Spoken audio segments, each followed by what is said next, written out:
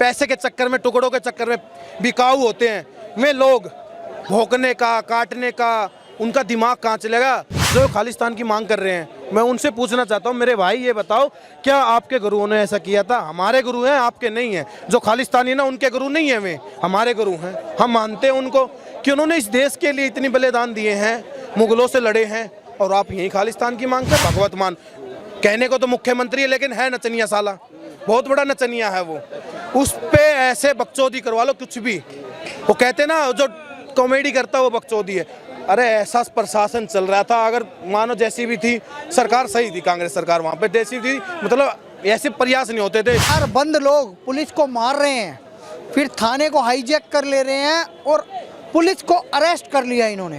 Police ने इन्हें arrest नहीं किया सर। अमृतपाल का वीडियो है, हथियार है सबके पास। जो वो स्टेटमेंट दे रहे हैं वो देश तोड़ने वाली है। अमृतपाल जी को लिमिट में रहना चाहिए, क्योंकि असली पंजाब पाकिस्तान में है। आप वहाँ के पंजाब को जिस दिन खालिस्तान बनाने की बात करोगे, क्या पता मोदी सरकार और हम भी आपके साथ खड़े हो जाएं। सबसे बड़ी बात तो सबसे बहुत गलत काम है ये। देखो, देश में दूसरे देश के नारे लगाने बहुत गलत बात है। पहली बात तो हिंदू राष्ट्र है ये, हिंदुस्तान को हिंदुस्तानी रहने दो। खालिस्तान पाकिस्तान के चक्कर में मत पड़ो मेरे भाई।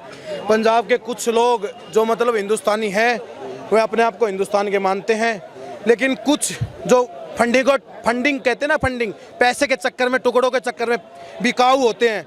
वे लोग भौंकने का, काटने का, उनका दिमाग कहाँ चलेगा? जो खालिस्तान की मांग कर रहे हैं, मैं उनसे पूछना चाहता हूँ, मेरे भाई ये बताओ, क्या आपके गुरुओं ने ऐसा किया था? हमारे गुरु हैं, आपके नहीं हैं। जो खालिस्तानी ना, उनके गुरु नहीं है, वे हमारे गुरु हैं। हम मानते हैं उनको कि उन्होंने इस देश के लिए इतनी बलिदान दिए हैं, मुगलों से लड़े हैं, और आप यही खालिस्तान की मांग कर। भाई अगर आपको नहीं, ये सोची समझी चालें थी, बहुत पहले की चालें हैं ये भिंडरे वाले कांड की टाइम की चालें हैं। वही ग्रुप थोड़ा एक्टिव हुआ है, कब हुआ है? ये सरकार आई है, जब अब एक निकम्मी सरकार आई है वहाँ पे। भगवत मान कहने को तो मुख्यमंत्री है, लेकिन है नचनिया साला, बहुत बड़ा नचनिया है वो।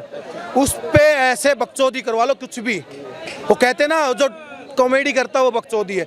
अरे ऐसा प्रशासन चल रहा था, अगर मानो जैसी भी थी सरकार, सही थी कांग्रेस सरकार, वहाँ पे जैसी थी, मतलब ऐसे प्रयास नहीं होते थे कि थाने में घुस के चला दिया, वो कर दिया, ये कर दिया, दंगे स्टार्ट नहीं होते थे। आज खुले में तलवारें चल रही हैं, गोलियां चल रही हैं।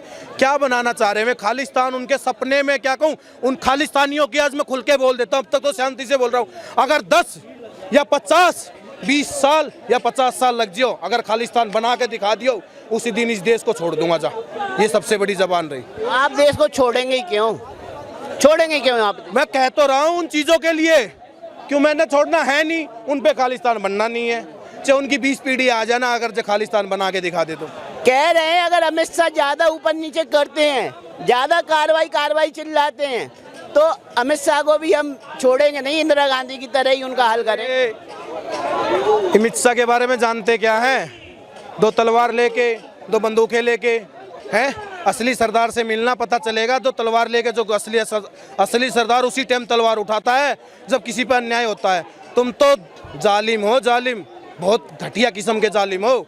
ठीक है, रही बात अमित शाह की, उनकी तरफ तो आंख तो दूर की बात है। तुम कह रहे मोदी जी को हमने घुसने नहीं दिया था, वापस लौटा दिया था। हिम्मत है तो आज घुस के दिखा दें, आज भी नहीं घुसने देंगे। 5 मिनट के अंदर अंदर नो नहीं पता कहाँ मिलेंगे। 5 मिनट भी ना लगेगी, यही ना पता चलेगा कहाँ चले गए। ठीक है ना? नाम तो उसका, क्या नाम है उसका जिसको छटवाने गए थे? लखा क्या ऐसा नाम है उसका, मेरे हिसाब से बाज ऐसा नाम है उसका, बाज।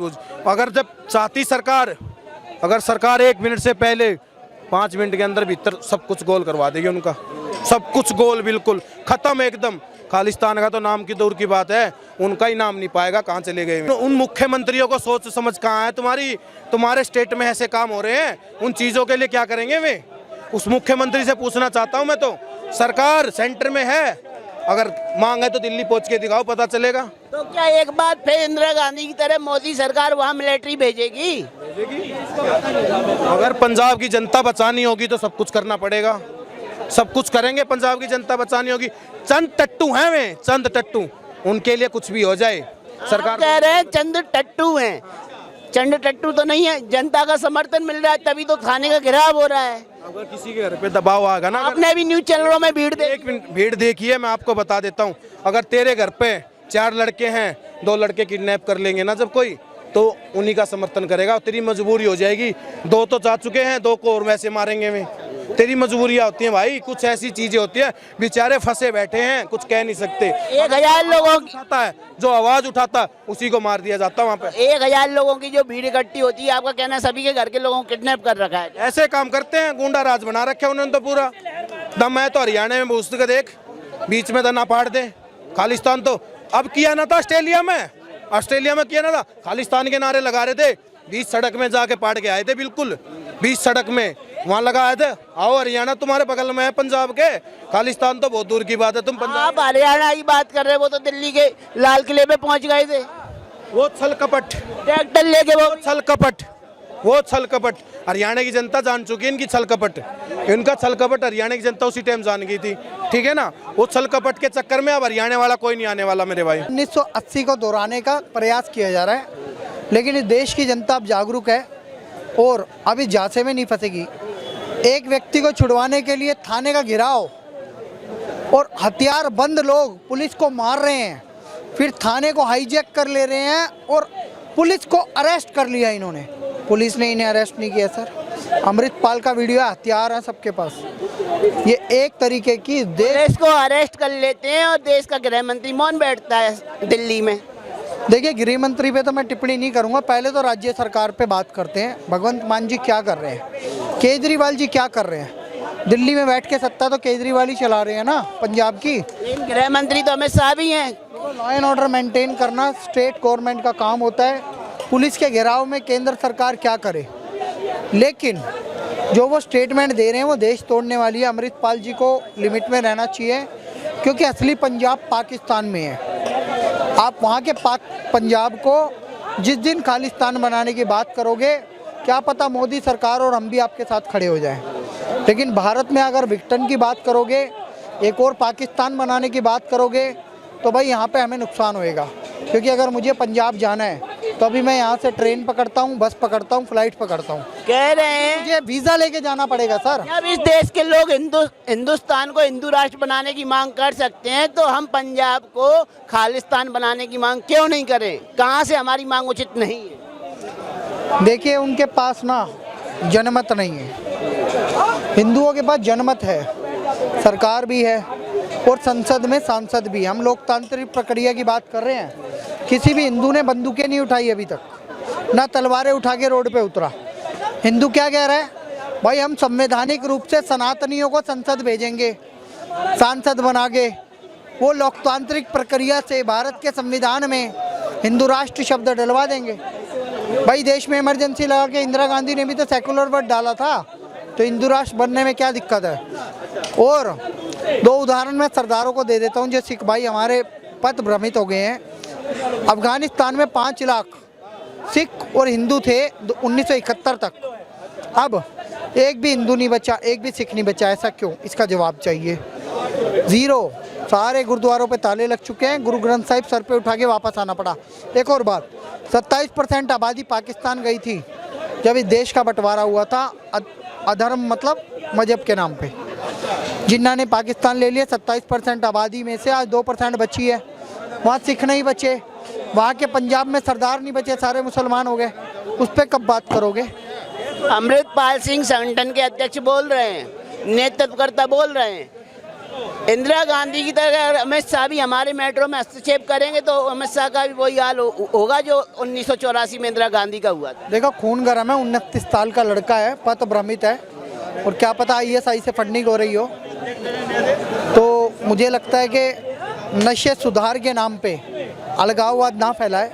पंजाब में नशा व्यापार है, मान लेते हैं, पर उसका मुख्य कारण है पाकिस्तान। कभी पाकिस्तान पे वो टिप्पणी नहीं करता, उसकी टिप्पणी हमेशा भारत की। बोल रहे हैं कि हम तो पंजाब से जो नशा मुक्ति कराना चाह रहे हैं, युवाओं को नशे से छुटकारा दिलाना चाह रहे हैं, क्या गलत है कि हमारा संगठन इस दिशा में काम? उनके टारगेट पे केंद्र सरकार क्यों रहती है? आप हो क्या? तुम एक जिला बना के दिखा दो ना अपना, प्रमाणिक। ये लोग सिर्फ लोगों को बहका रहे हैं, बरगला रहे हैं, हिंदू सिख राइट्स करवाना चाहते हैं। वो सत्ता से लड़के, देखो 2% सिख है पूरे भारत में, 2% जो सिख है, अगर ये अलगाववाद करेंगे और कल को किसी सत्ता से पंगा ले लेंगे और क्रिया की प्रतिक्रिया हो गई तो नुकसान पता है किसको भुगतना पड़ता है? आम नागरिक को। ऐसे काम मत करो भाई। अमृतपाल जी, गुरुओं की एक मामूली सा संगठन चलाने वाला संगठन का अध्यक्ष कहता है हमने पीएम को घुसने नहीं दिया। अमित शाह को भी हम वही हाल करेंगे जो इंदिरा गांधी का किया। आज पीएम की हिम्मत नहीं है पंजाब में वो कदम रख दें। देखिए, गलत है, अशोभनीय टिप्पणी है, नहीं करना चाहिए। और मुझे लगता है इस पे उचित जवाब तो मोदी और अमित शाह ही देंगे। क्योंकि मैंने एक बात सुनी थी, जब ये लोग चढ़ गए थे लाल किले पे एक साजिश के तहत, तब मोदी जी ने एक भी गोली नहीं चलने दी। क्योंकि अगर एक भी गोली चल जाती तो सुनने में आया था चांदनी चौक की सारी दुकानें लूट ली जाती, बड़े राइट्स होते, दिल्ली बिल्कुल कर्फ्यू लग जाती। और दिल्ली भारत की राजधानी है और पूरी दुनिया में भारत का नाम है। तो मोदी जी ने बड़ा ही संभला। भारत के सैन्य बल ने, जो हमारे CRPF है, CISF है, पुलिस है, उन्होंने एक भी लाठियाँ खा ली, गोलियाँ भी खा ली, लेकिन चलाई नहीं। चलते तो बड़े दिक्कत हो जाती। तो ये लोग दंगा भड़काना चाहते हैं। 2024 से पहले गृह युद्ध का एक वातावरण बना रहे हैं। कहीं तो एक कोई बंदा कहता है कि हम ब्रह्मा विष्णु महेश को नहीं मानेंगे, आम आदमी पार्टी का बंदा, ठीक है ना, मंत्री था वो, क्या नाम है उसका, नाम मैं भूल रहा हूँ थोड़ा अभी। उसके अलावा ये कहते हैं कि भैया जय भीम नारे लगा देंगे। ओवैसी अलग बयान देते हैं, अमृतपाल अलग बयान दे रहे हैं, ये गृह युद्ध की तैयारी कर रहे हैं। लेकिन मोदी को पता है इन लोगों में नहीं उलझेंगे हम विकास की बात करेंगे, सबके साथ सबके विकास, सबका विश्वास, सबका प्रयास की बात करेंगे, देश को आगे बढ़ाएंगे। 33 लाख करोड़ इन्वेस्टमेंट आया हमारे उत्तर प्रदेश में। पाकिस्तान में क्या आया? कटोरा हाथ में। अफगानिस्तान का बुरा हाल, 200 करोड़ हमने भेजे। और भी ऐसी घटनाएं हैं जहां पूरी दुनिया की अध्यक्षता भारत कर रहा है। G20 में इंडोनेशिया पहली बार भारत गया, G20 की अध्यक्षता मिल गई। ऐसी असंख्य बातें हैं जो दुनिया में हमारा नाम रोशन कर रही है। उस विकास, आखिरी सवाल, विकास को रोकने के लिए क्या आतंक को पनपने देंगी आपकी मोदी सरकार?